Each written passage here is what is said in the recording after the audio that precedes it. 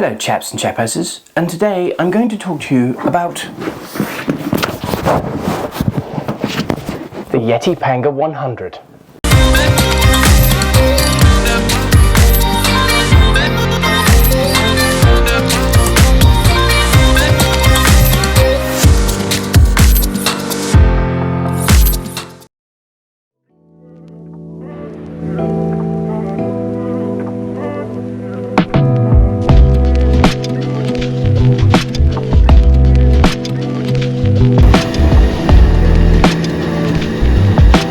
So after some 8 years of very loyal and faithful service, my dear fish pond bag finally gave up the ghost. I've always put my rods inside the bag, and after the amount of travelling that I've done, I'm afraid they've just kind of slightly smashed their way through the bottom. And so it was time to look for a new bag. So I was looking around the marketplace, and the first one obviously that sprang to mind was a YETI.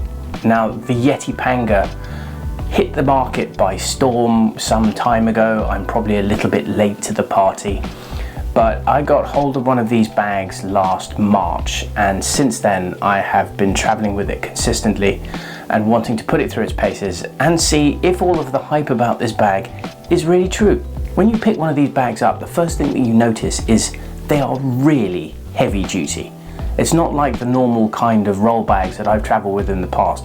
This thing is made of almost a sort of vulcanized rubber canvas, and it is really tough. You can tell just by looking at it that it's going to take a serious beating. In my mission to bounce around the world and look at different fisheries, probably chasing a little bit of trevally, one of the criteria I have for a bag is I can't have any form of wheels or frame or anything like that, because a lot of the times I'm traveling to areas where there are very strict baggage rules and regulations. So for example, heading out to the Seychelles, you've only got 15 kgs. You can't take any more than that.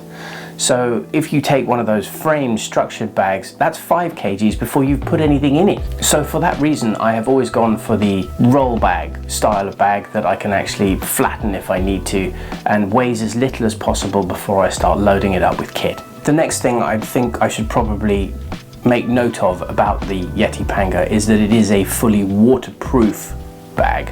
It's not water resistant, it's actually got a proper waterproof zip on it, and then when you pull that right up, it is actually watertight.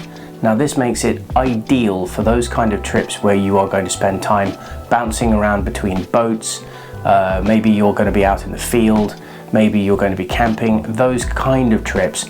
This bag's absolutely ideal because it's going to keep your sleeping bag and all of the rest of your belongings absolutely dry. Or in my case, it's if your bag is under the careful protection of our wonderful airlines, and then suddenly you find it's been left on the tarmac in the chucking rain when you have flown out of the airport. And when you come back to your bag, you find actually everything is still dry, and that is quite a relief. This YETI Panga bag is made in 3 different sizes. It's made in a 50 litre, a 75 litre, and the 100 litre, which is the big one. Now, the 100 litre will quite easily fit 4-piece and probably 3-piece rods inside. So I have always just been able to throw my rod case and even a 9'6" 6-weight rod tube when heading to Iceland straight into the bottom of it, no crowbarring it in, and the rods are not squished up against the end of the bag, which I think is probably what did for my last one. The bag is made from what YETI call ThickSkin, a high-density nylon that is nearly impenetrable and puncture-resistant. The base has an EVA moulded bottom, which also gives it some padding, so when it's being thrown around the place, your beautiful toys are not going to get damaged in the bottom of it. As I said before, this is a waterproof bag. It has one of their Hydrolock zippers, so when this zipper is closed fully, the bag is actually watertight. This is going to keep the water out and your gear dry. One of the first things I noticed when I picked this up was the straps. So the straps, which are built in around the outside, are made of very, very tough nylon webbing material, far more tough than any bag I've ever owned before.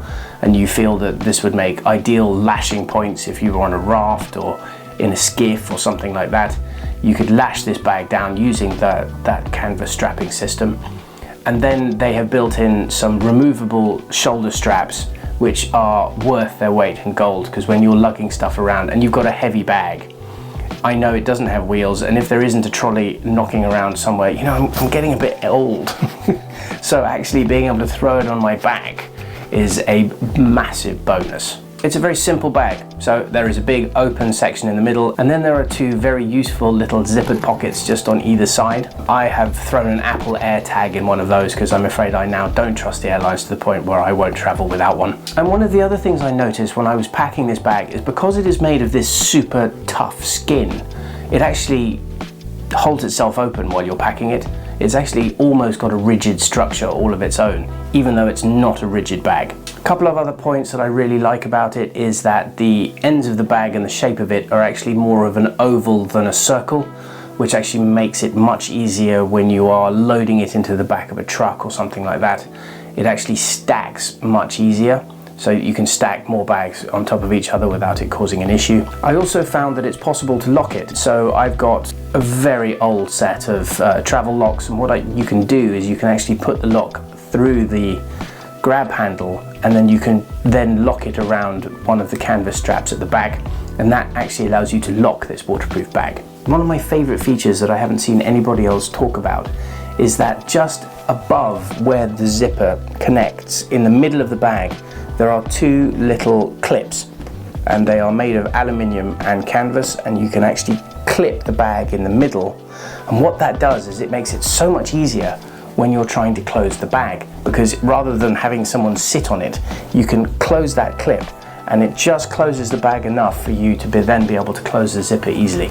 Really clever thinking. It comes in two colors. It comes in a kind of gray, which is the one I have, and then it also comes in a sandy color, which might be more useful in different environments. I quite like the grey because I can see it easily when it's on a baggage train. All the edges, as you can see, are taped and have been welded. This bag is not going anywhere, so it is definitely an investment, and that kind of brings me to the price tag. Now, this is probably not going to be too much of a shock because it's a YETI product, but the cost in the UK is £400 for the 100. I kind of feel that that is a worthwhile investment because I think this bag is going to last me a decade. This year alone, it's already been to the Seychelles, it's been to Iceland, it's been to Portugal, it's been to Spain. Emirates very kindly left it on the tarmac in Dubai for 24 hours as well, which was mildly irritating, but it seems to have survived being stuck out in that heat for a day.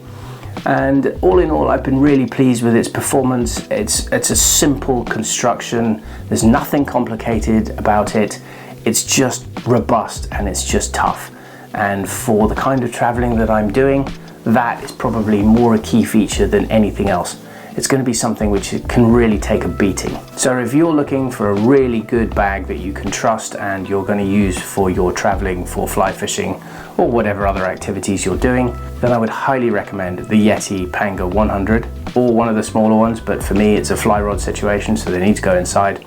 It's been a phenomenal traveling bag for this year, and I'm looking forward to using it through the rest of the season. For those of you who are looking to add something to your Christmas list, then this might be a good item. As always, I hope you found that video useful. Please like and subscribe to our channel, and I'll look forward to seeing you on the next one.